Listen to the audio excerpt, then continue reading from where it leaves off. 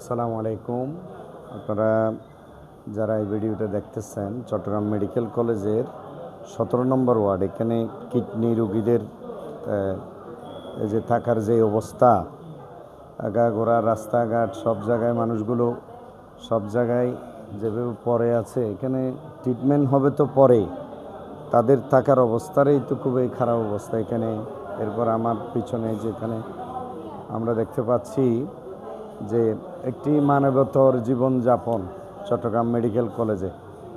আমি নতুন সরকার গঠিত হয়েছে, মাননীয় বিশেষ করে মেডিকেলের যিনি আমাদের স্বাস্থ্যমন্ত্রী মহোদয়, তিনি একজন বীর মুক্তিযোদ্ধা সর্দার সাখাওয়াত হোসেন বকুল সাহেবকে দৃষ্টি আকর্ষণ করে বলছি, আপনি চট্টগ্রামে একটু ভিজিট করবেন এবং চট্টগ্রাম মেডিকেল কলেজের এই সমস্যাগুলো সমাধানে আপনি একটু উদ্যোগ নেবেন। এই যে আমরা আগাগোড়া ভিতরে তো কোনো তেল ধারণের কোনো ঠাঁই নাই, ওখানে মাটিতে নিচে উপরে সব জায়গায় রুগী। এরপর গলি, এটা হলো হাঁটার গলি, পুরো গলিতেই সব রুগী, পুরো গলিতেই রুগী। এটা হলো একটা সিঁড়ির যে স্পেসটা, এখানেও আমরা দেখতে পাচ্ছি সব রুগী আর রুগী।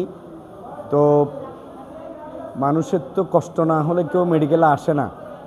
আমি স্বাস্থ্যমন্ত্রী মহোদয়কে বলবো, চট্টগ্রাম মেডিকেল কলেজের অবকাঠামোগত বিশাল সংস্কার প্রয়োজন এবং এই ক্ষেত্রে এখানে কয়েকটি ভবন করার মাধ্যমে, অবকাঠামো উন্নয়ন করার মাধ্যমে আমাদের এই যে দেশের খেটে খাওয়া মানুষ যারা কোনোভাবেই ভালো কোনো ট্রিটমেন্ট পাচ্ছে না, তাদেরকে মেডিকেল কলেজ যে ট্রিটমেন্টটা দিচ্ছে এটা যাতে যথাযথভাবে নিতে পারে।